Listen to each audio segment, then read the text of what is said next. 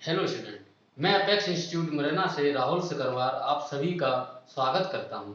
इसकी पिछली वीडियो में मैंने आपको एक्सपर्ट सिस्टम के लाभ और हानि को बताया था। आज मैं नया टॉपिक क्लाउड कंप्यूटिंग के बारे में बताऊंगा। मैं सामान्य शब्दों में बताता हूं कि क्लाउड कंप्यूटिंग होता क्या है।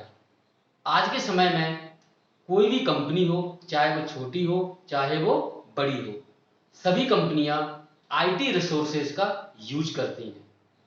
आईटी रिसोर्स यानी कि इंफॉर्मेशन टेक्नोलॉजी से संबंधित जो भी संसाधन या रिसोर्स होते हैं उनका यूज करती हैं। और सभी कंपनियों को अपना डाटा स्टोर करने के लिए कहीं ना कहीं कोई ना कोई चीज की आवश्यकता होती है। चाहे सामान मोबाइल हो, चाहे सामान कंप्यूटर हो, लैपटॉप हो, उनमें हम ज़्यादा से ज़्यादा डाटा को स्टोर करके नहीं रख सकते। तो इस समस्या को सॉल्व करने के लिए क्लाउड कंप्यूटिंग टेक्नोलॉजी का यूज किया जाता है।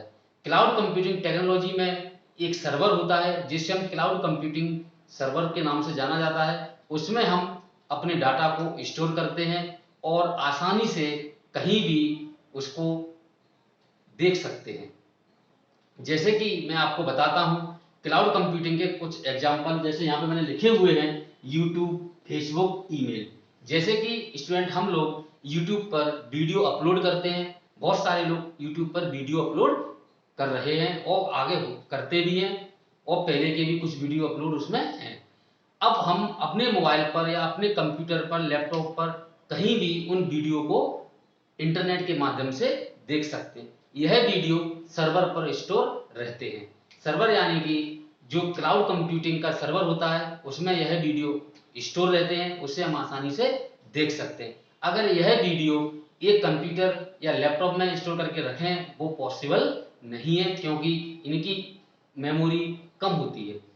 क्या होता है इसमें, जो भी यूट्यूब की जो कंपनी है उसने अपना एक सर्वर बनाया, उस सर्वर पर जो भी वीडियो को अपलोड किया जाता है उस पर डाउनलोड कर देते हैं या अपलोड कर देते हैं। उससे हम वहां से आसानी से डाउनलोड कर सकते हैं और आसानी से उसी सर्वर पर हम अपलोड भी कर सकते हैं। जैसे कि फेसबुक, आज के समय में सोशल मीडिया का जब हम नाम लेते हैं तो सबसे पहले फेसबुक का नाम आता है।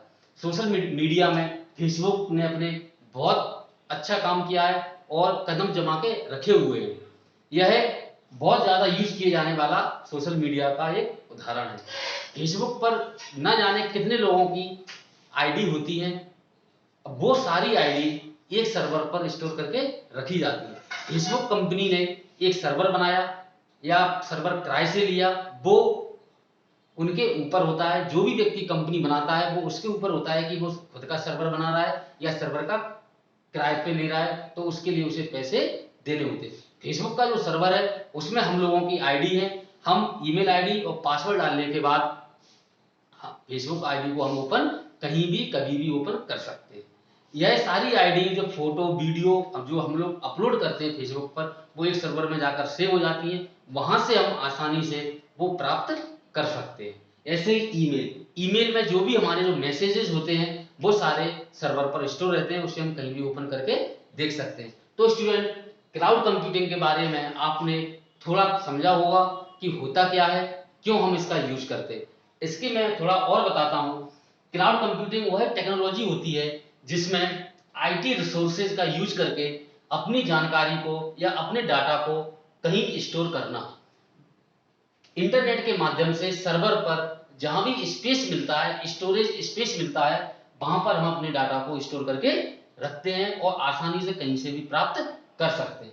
अगर मैं क्लाउड कंप्यूटिंग की हिस्ट्री के बारे में बात करूं तो क्लाउड कंप्यूटिंग की हिस्ट्री को 1960 से माना जाता है कि क्लाउड कंप्यूटिंग की शुरुआत 1960 से हुई है, लेकिन इसका सही उपयोग 1990 में माना जाता है, जब सेल्स फोर्स नाम की एक कंपनी थी, उसने अपने यूजर्स के लिए यह सेवा प्रदान की थी। तो स्टूडेंट, क्लाउड कंप्यूटिंग की हिस्ट्री 1990 से मानी जाती है, जब सेल्स फोर्स नाम की कंपनी ने अपने यूजर्स के लिए यह सेवा प्रदान की थी कि वह सर्वर पर अपना डाटा स्टोर कर सकता है। लेकिन कुछ लोग 1960 से मानते हैं कि क्लाउड कंप्यूटिंग की शुरुआत 1960 से हुई है, लेकिन 1960 में इंटरनेट इतने अच्छे से कार्य नहीं कर सकता था, या फिर ऐसे बोले इंटरनेट ने इतनी अच्छी प्रगति नहीं की थी कि वो यहाँ से शुरुआत कर सके। तो कुछ लोग या कुछ विद्वान यह मानते हैं कि 1990 से क्लाउड कंप्यूटिंग की शुरुआत हुई है।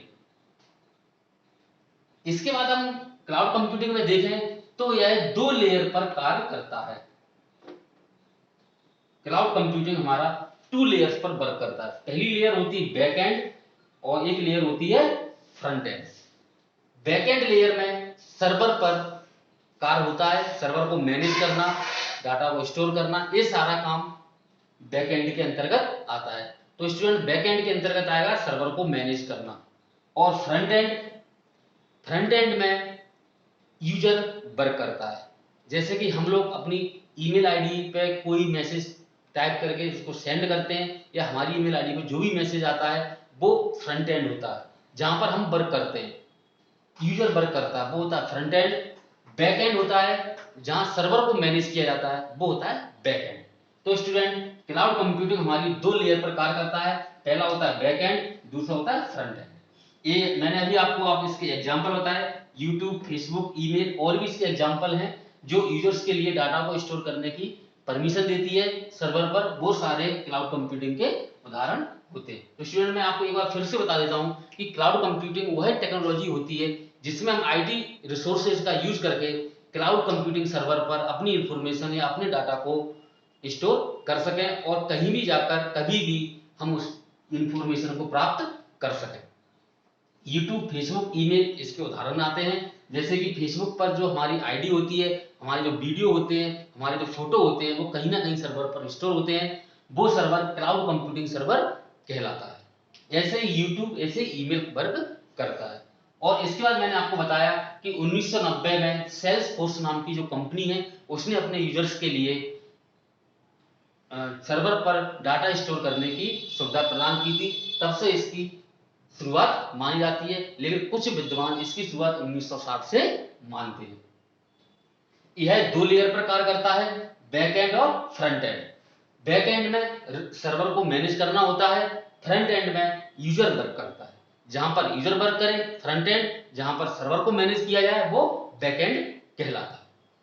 इसके बाद student types of cloud computing को हम पढ़ेंगे। क्लाउड कंप्यूटिंग के 4 प्रकार होते हैं। हमने इसको 4 भागों में बांटा हुआ है। अब ये देखते हैं कि इसके प्रकार। प्राइवेट क्लाउड का मतलब ये हुआ कि कोई एक कंपनी है, उस कंपनी ने अपने खुद का सर्वर बनाया है या अपने खुद का डाटा स्टोर कर रही है, तो वह कंपनी जो खुद का सर्वर बनाती है वो प्राइवेट क्लाउड के अंतर्गत आता है। जैसे कि एक कंपनी ने सर्वर बनाया, उसने अपने जानकारी को उसमें स्टोर करके रखा हुआ है, तो उस जानकारी को उसी कंपनी के एम्प्लॉय यूज कर सकते हैं, बाहर का कोई व्यक्ति उस जानकारी का यूज नहीं कर सकता। तो एक प्राइवेट क्लाउड के अंतर्गत आता है।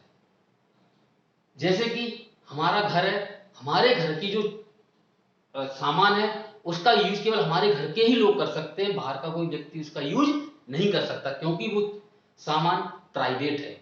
ऐसे ही प्राइवेट क्लाउड होता है कि किसी ऑर्गेनाइजेशन या किसी कंपनी ने एक सर्वर बनाया, वो सर्वर में जो इंफॉर्मेशन है या इंफॉर्मेशन को अपलोड करना है वो सारा कार्य उसी के एम्प्लॉय यूज करते हैं जो उस कंपनी में होते हैं।